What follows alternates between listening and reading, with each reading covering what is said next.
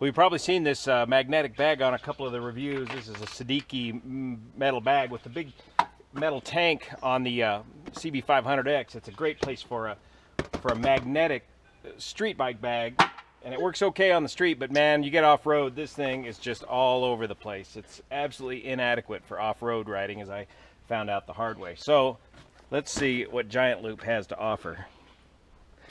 This is the Diablo Tank Bag from Giant Loop, and it's going to strap down securely to the bike. This is the same bag that Jenny used on her double transcontinental trail on her CB500X, the prototype machine.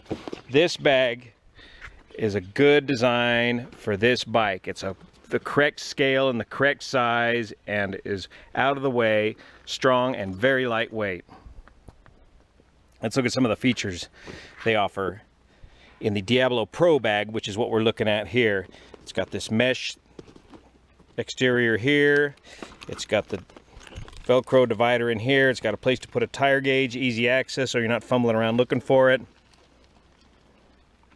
And it's got this pass-through for electronics right there. That's some of the features that you find on just the Pro Bag. And of course, all of them have the waterproof or water resistant zippers and the same fit and finish, which is very high quality. 4 liters size. So let's see if we can figure out a way to mount this onto the CB500X. I've seen it's been done twice, so it's got to be pretty simple. We'll take the seat off, we'll pull these plastic side panels off again, and find a place on the frame to mount the Diablo bag. Now, we're also going to try these 2-liter pannier pockets and incorporate that into the Diablo bag and onto the tank of the CB500X. See if we can get that to fit. In here, we should be able to get some more stuff, which I would normally carry in my vest, get that weight off of my back, my tired old back, and get it on the bike and get it located on a forward CG location instead of putting it in a heavy load back in the Coyote bag and mounting it way back here, putting extra weight on the rear shock. So if we can bring some of that weight forward, that'll be a great packing plan. Can you take the seat off? Turn the key. That's right. That way. You got it. Okay, let it go. Good. What's that, Pete? Is this the engine? No. That's the battery. Watch out, that's hot. That's hot. That's 12 volts right there. And these are fuses. Can you say fuses? Fuses. I want another question. What's that? Where's the engine? Engine. Right. Where is the foot pegs? Where is the kickstand? That's right. Where is the radiator? That's right. Where's the headlight? Where's the turn signal? Turn signal light. Orange. That's right. Where's the handlebars? Where's the gas tank? That's right. Where's the battery? That's right.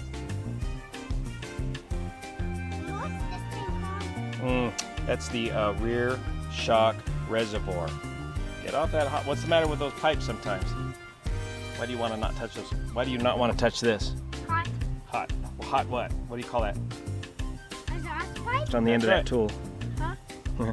Yeah, you're right. It goes inside there like that. But first we got to put the tool together. So put that on the tool. What? Snap it. Watch your fingers. It'll pinch. Good. Okay. Now let's take that in there. Okay. Now twist this.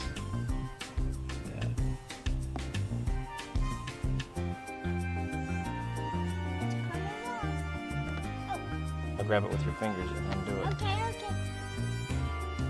Undo it. That's it.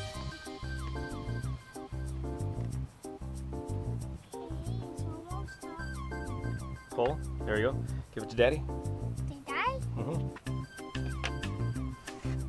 Okay, we got another one right here. Do the same thing right there.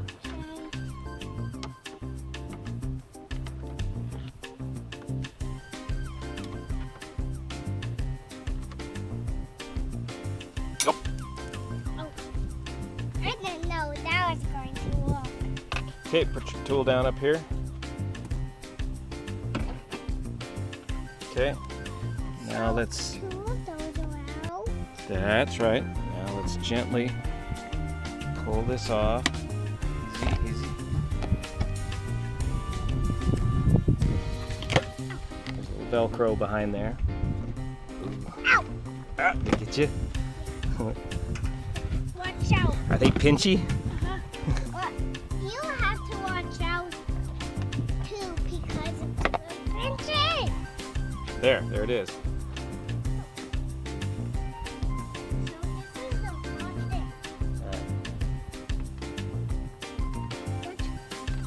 Which way is it? That way or this way? Lefty, loosey.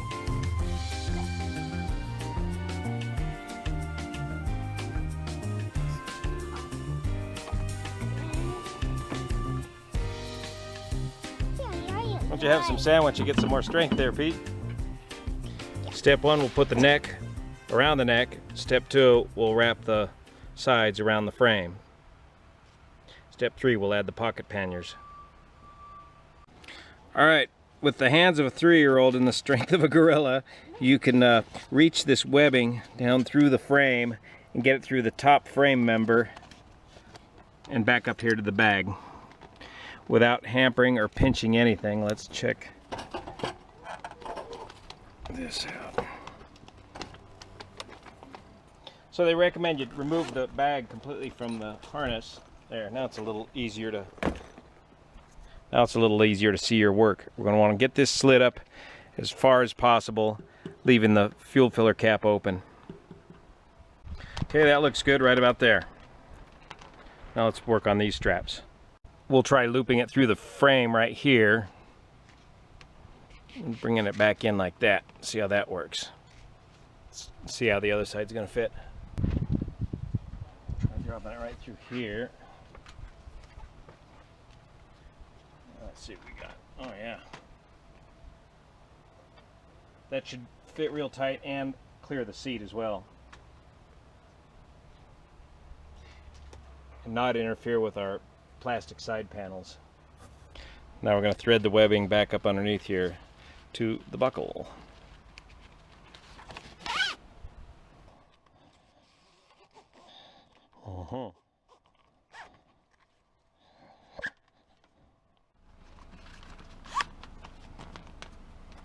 You're going to want to work with the tension on these two straps to keep this centered up on the tank. Now let's try and zip the bag back onto the harness. Just that easy. Up here, Pete. Here's the subject. Just that easy. Let's try the other side. Just like that. Okay. Let's do just that easy and then just like that. A little bit of motion there, and there's of course vinyl protection you can put on top of your tank to prevent scuffing, as you're going to get dust and dirt under here and it's going to work and scuff up your tank eventually. But it's not going anywhere. We'll work on tightening that up just a little bit. Looks like the seat will fit on there just fine. That fits back in there just perfect with the plastic piece right there. Looks like it was made for it. So when you're remounting your plastic, there's one little piece of Velcro right here which lines up with this piece of Velcro here, and the rest of it is just rubber grommets. So make sure the rubber grommets are all in place before you snap it back together, and then finalize it with the 2 screws. Here's a couple more little clip attach points. Fit right in there.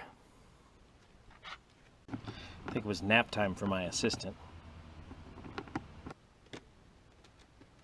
That Velcro kind of seat right there. Get up under the seat. That's it.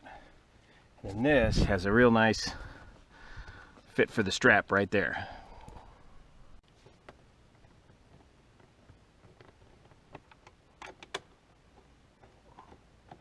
So if you look very carefully at step 3 of the Diablo bag instructions, the top loop of the pocket pannier is to come underneath the left side and then loop through the top loop on the right side in a crisscross pattern. And that way you can run the zipper on the Diablo bag. So take the top loop of your pocket pannier and loop it through the top D-ring here, and then thread it underneath here, like so. Now you can still zip your bag onto here and crisscross your tank panniers. Then buckle them up, and then attempt to wrap them around the bodywork or the radiator shroud as best you can here. Another possibility is to mount the pocket panniers way up here through the beak. Gives them a good solid mount and clears the handlebars. Reverse them such that the zipper's on the top. Another possibility might be to bring it all the way in and wrap it around the frame for the fairing up here versus around the beak right here. Another possibility is to put the pannier pockets, mount them up here through the hell hole using the supplied straps and not incorporate them into the Diablo bag at all because of the odd shape of the CB500X. And this gets the weight back down a little bit lower and forward and well out of the way of your knees.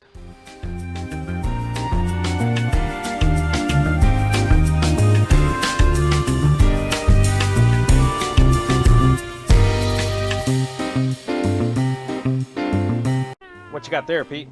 I have the Lancaster and Dusty.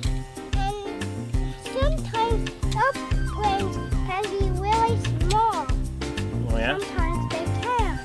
And sometimes they can be really big. It's a Lancaster. How many engines on that Lancaster?